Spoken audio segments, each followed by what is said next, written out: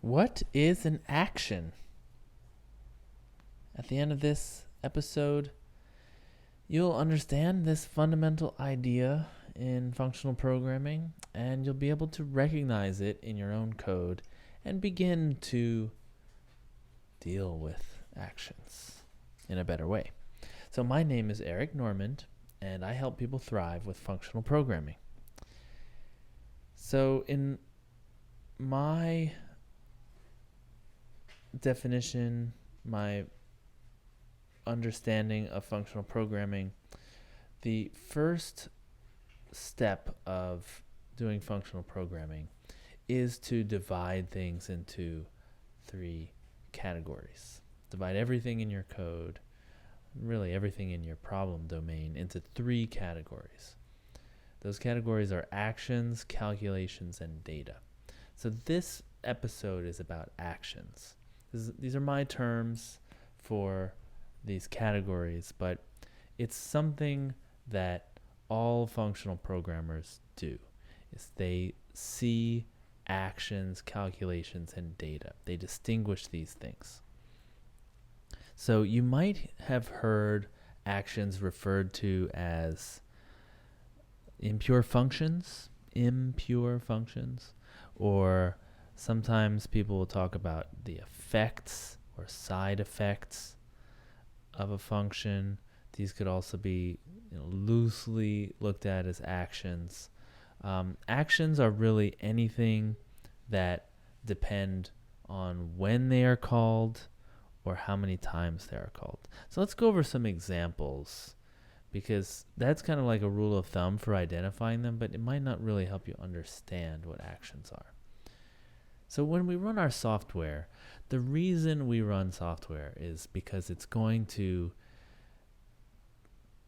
gather information from the world and make some kind of decision and then act on the world again. So an example of this is a computer system, a web server, is waiting for a user to create an account. So they're submitting some web form, and then they create the account, they save that information somewhere to like a database, and then it sends like an email confirmation. Okay.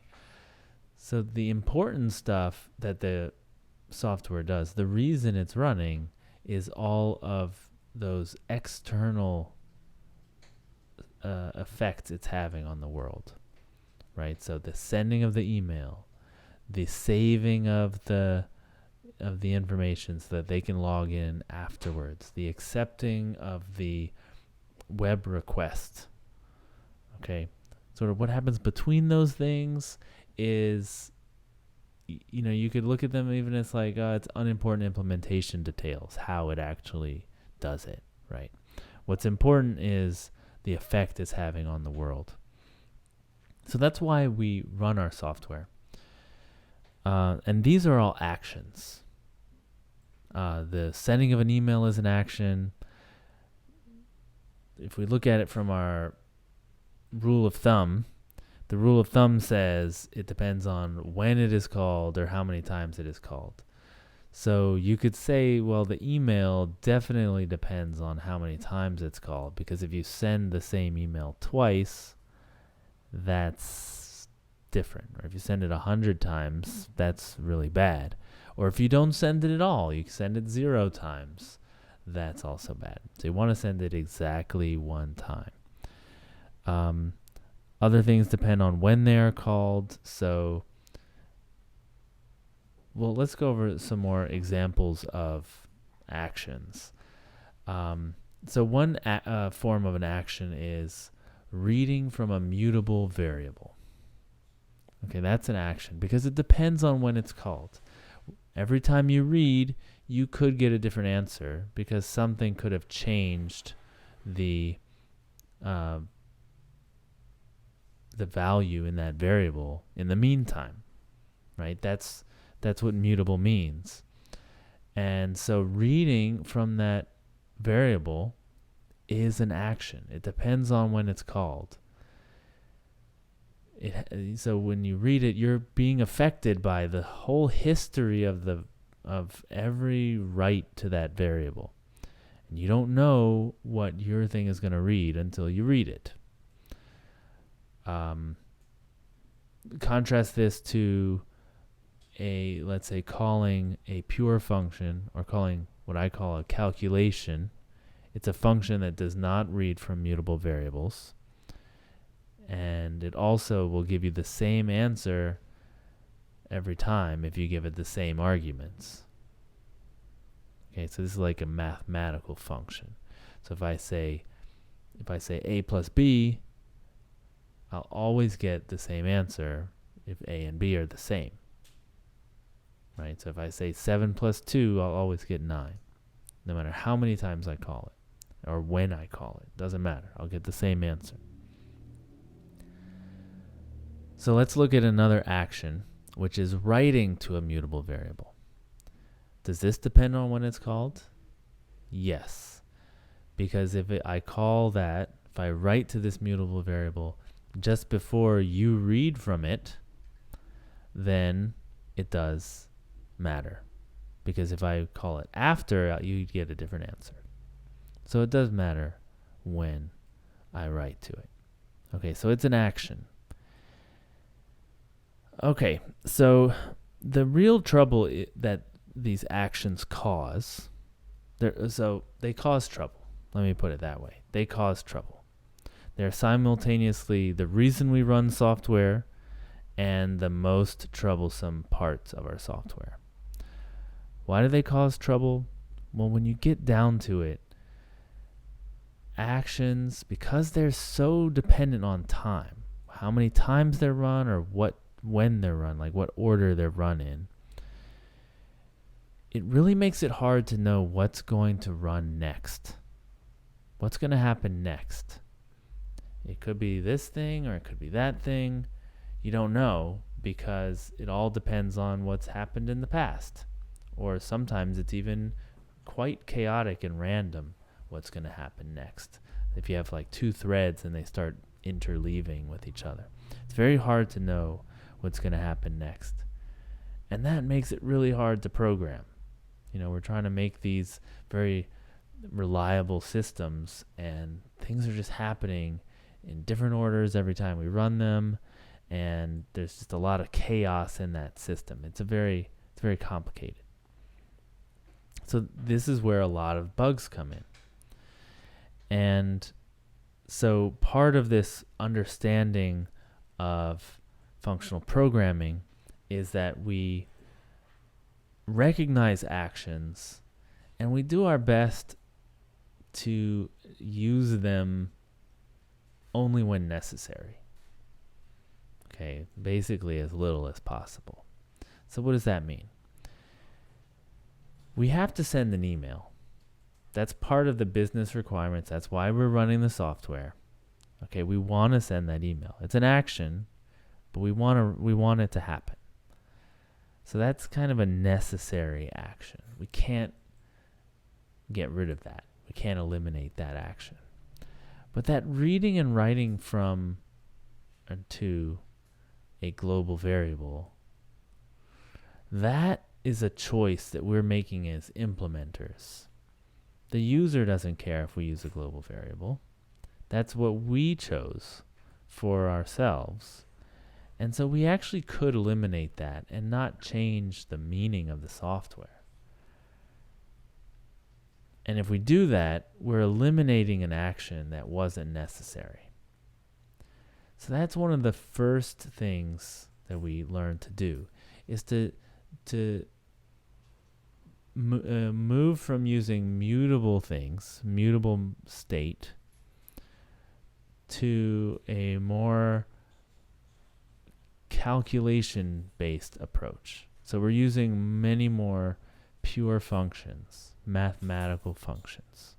And there's a number of techniques for converting these inessential actions, the actions that we chose to use as an implementation, but weren't really required. We convert those into other things like calculations, and sometimes even as data. But then there's some actions left, right? You still have to send that email. So there's also techniques for dealing with that, for managing those actions that are left, because they could still cause trouble, and we want to ensure that they don't. We want to ensure that the system still works the way we want it to. So these are kind of the hardest to explain, but functional programmers have a lot of techniques for doing this.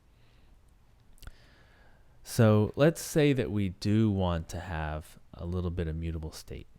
We're functional programmers, we know the risks, but we want to mitigate those risks. So we have this bit of mutable state. How do we make it easier to work with? Well, one trouble with mutable state is if you have one thread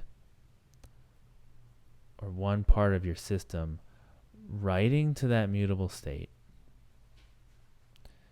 and halfway, when you're halfway done writing, you're not done yet, but you're halfway done, some other part of your system reads the value. So they're reading kind of a half-finished work, right? But they don't know it's half-finished. They just know what they read. So that's a really big problem. I'd rather you have read an old value than read this half value that isn't even a real thing. That's not what I intended to write. But, you were so fast and I was so slow, boom, you just read it out from under me before I had a chance to finish. So what we have in functional programming is techniques, models, patterns for making this into a transactional write. Okay, so instead of being able to see my work half finished, we can ensure that you either see the old one, which was finished, or the new one, which was also finished. There's never an in-between state. We make it transactional, right? And so if I am writing to it, I'm halfway done, and then I mess up and I have to throw an exception, it's going to go back to the old one. So other parts of the system are still reading the old one. So I never get to this half-completed state. And what that does is it eliminates all sorts of trouble, right? Now, you still have a choice. You still have some trouble, right? Things might be reading the old value. It's still mutable state. They're going to get a different answer every time they read, or they could, right? They could get a different answer every time they read. So you still have some of this complexity, this chaos of what's going to run next. Because let's say I put a Boolean in there and you make a decision based on that Boolean. So now you're branching. So I don't know if the then branch is going to happen or the else branch is going to happen. One of them is, but I don't know which. So you have this, it's still branching. There's still I don't know what's going to happen next, but way fewer things can happen next. Okay. Instead of some weird intermediate value that might be broken, it might cause some other branch to happen. It's just the ones that I intend to happen can happen. Okay, so it's less complex, even though it's still complex. So imagine another type of action, an email. We have to send an email. And this email server is, on another machine, so we have to send a message to this machine to send the email. Now, most of the time, when we send the message, we get a response saying, yes, I sent it, good job, it all worked. But every now and then, we don't hear back. We send the message, and the request times out. We waited a long time, we don't hear anything back. So what happened? Did it send the message and then crash? Or did our request never get there? So it never sent the message. So we don't know. Did the message get sent or not? We have no idea. It could be either. So we kind of want to send this thing again, just in case, right? But then if we send it again, it's going to be either it sends it one time or it sends it twice, right? And we don't want that. We want it to be exactly one time. So we need to manage this. We need to make it so that we can control how many times it sends and make sure it's exactly once. So functional programming has a technique for this. And what you essentially need to do is make the action idempotent, make the message idempotent. So when I send this message, the server will recognize whether it has already sent this particular email already. And if it has, then it just says, okay, good. If it hasn't, then it sends it. So that will allow my system to send the same message twice without any problem. I can send the message to request that email be sent twice in case there's a timeout, in case there's a networking issue, in case I crash in the middle and I can't remember where I was and I'm just trying to recover. So this is another technique for controlling the time, the number of times that this email gets sent, and kind of divorcing it from the number of times I request that it be sent. Okay, so this is another technique that functional programmers use to manage time, to manage these necessary actions and make sure that they do what we expect with the least complexity possible. All right, so I'm going to recap. There are 3 categories that I think are sort of the primary distinction that functional programmers make. It's actions, calculations, and data. Actions and calculations can both run. They're code. Data is not code. It's just, data. It's inert. But actions are code that depend on when they are run or how many times they are run. We run our software for the actions because those things can actually have an effect on the world. But there are some actions that are not essential, and because actions are so problematic, we'd like to get rid of those and make our software more reliable. So we eliminate as many actions as possible, replacing them with calculations, and then we manage them. We have some techniques for making actions less complicated, less complex, less tied up in time. Cool. My name is Eric Normand. This has been my thought on functional programming. I've got a book coming out, and it's all about this. This is, chapter 3 stuff. Chapters 3 through 6 are all going to be about managing actions, making sure they do what we need them to do without introducing more complexity than they need to. So I just want to let you know that that's coming out soon. It might already be out by the time you watch this, so do search for it. The book is called Taming Complex Software. Just give it a good search. Cool. Thanks for being there, and rock on.